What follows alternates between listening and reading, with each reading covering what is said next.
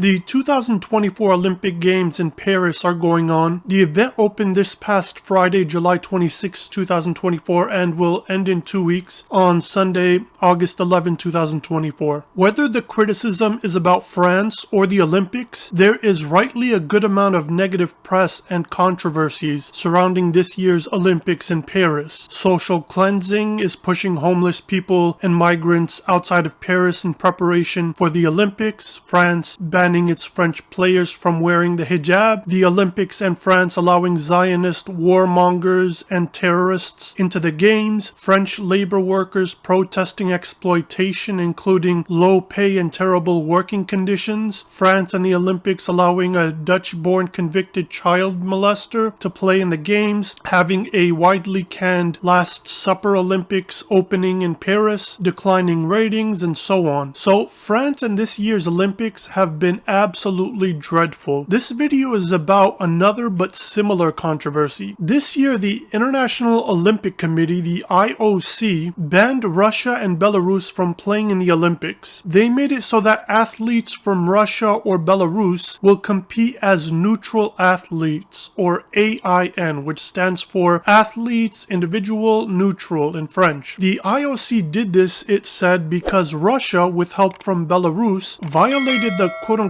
Olympic truce by invading Ukraine shortly after the 2022 Winter Olympics in Beijing. The IOC banned Russia and Belarus from competing in a number of ways. In order to be allowed to compete in this year's Olympics, Russian and Belarusian athletes have had to follow strict guidelines. If they publicly supported the Ukrainian war, they're prohibited from competing. If they're affiliated with any Russian or Belarusian military or state agencies, they're prohibited from competing. The IOC severely restricted the number of Russian and Belarusian athletes who could compete in this year's Olympics. To compare with last summer's Olympics in Tokyo in 2021, it was actually supposed to be played in 2020, but because of COVID, they moved it to 2021. There were 330 Russian athletes and 104 Belarusian athletes in 2021, last Summer Olympics in Tokyo. This year, there are only 15 Russian athletes and 17 Belarusian athletes. Athletes from both Russia and Belarus are banned from competing in team sports. Athletes from these two countries can only compete in individual competitions. Russians and Belarusians are banned from certain competitions. The World Athletics, which internationally governs track and field, banned both Russia and Belarus from those competitions. They banned the nations of Russia and Belarus from being represented or having anything identifying with either nation. So for example, no Russian or Belarusian flags, no national anthems from those countries, no national colors including on athletes' uniforms, no opening ceremonies where the Parade of Nations takes place, and so on. Even fans of Russian and Belarusian athletes are not allowed to fly flags of Russia or Belarus according to the Paris 2024 Games rulebook. Both Russia and Belarus have been banned in a number of ways.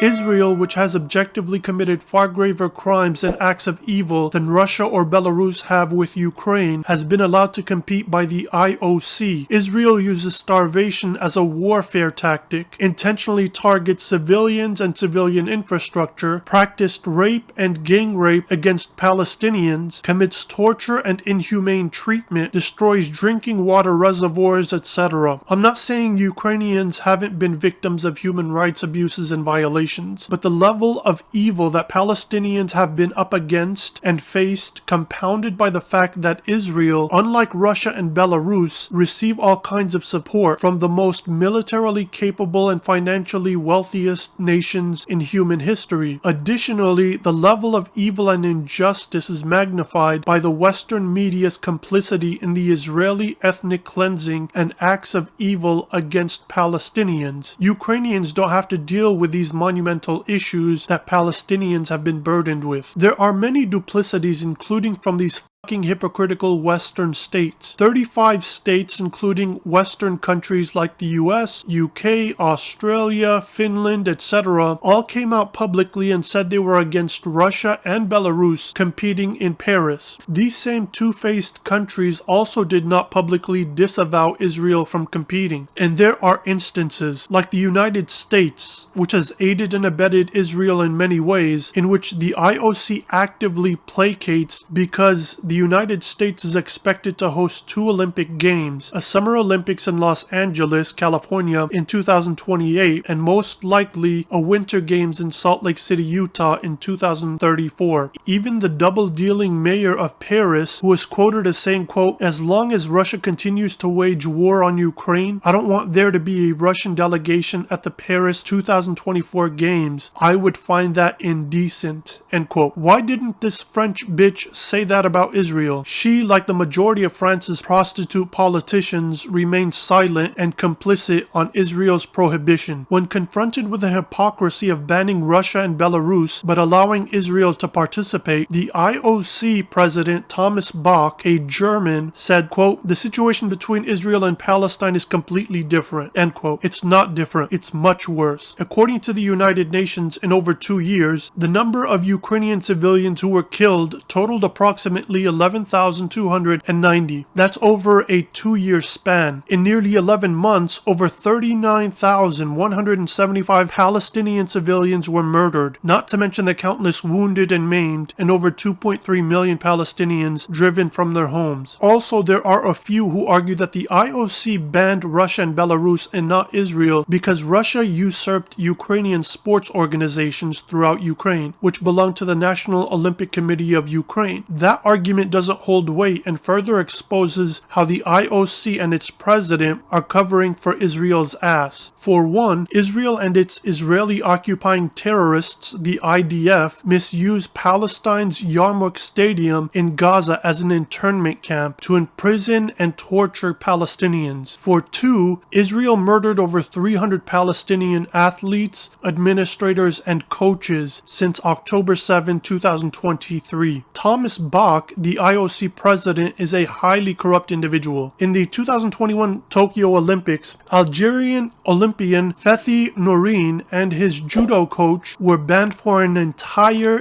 decade, 10 years, by the sports organization after they refused to participate in a competition against Israel. When Ukrainian fencer Olga Karlin was disqualified not for an entire decade, but for that summer's Olympics in Tokyo for refusing to shake hands with a Russian competitor, this same German Thomas Bach stepped in and promised the Ukrainian fencer an additional spot at this year's Paris Olympics. Also, I mentioned earlier that Russians and Belarusians who publicly expressed support for the Ukrainian invasion were forbidden from competing in the Olympics. There have been countless Israelis who've not only expressed support for terrorist Israel and the Israeli occupying terrorists, the IDF, but even joined and were a part of the Israeli occupying terrorists, also known as the IDF. Even the flag bearer for fucking Israel who signed bombs that were used against Palestinians was allowed to participate in the Paris Olympics. The competitors from Israel were not allowed to wear their political #BringThemHome pins. That didn't stop the Zionist terrorist swimmers from invoking political messages during their competitions. In one instance, you have Zionist terrorist swimmers forming a Star of David. The irony, given how anti-Jewish both Zionists have historically been and how the evil Zionist ideology still is antithetical to Judaism. You also had Zionist terrorist swimmers forming a golden ribbon, another political message. None of these Israeli swimmers were banned by the IOC for a decade or more for participating in these political messages. The IOC's hypocrisy, whether with individual athletes or with countries, isn't new. The IOC has a history of allowing influential states to commit war crimes and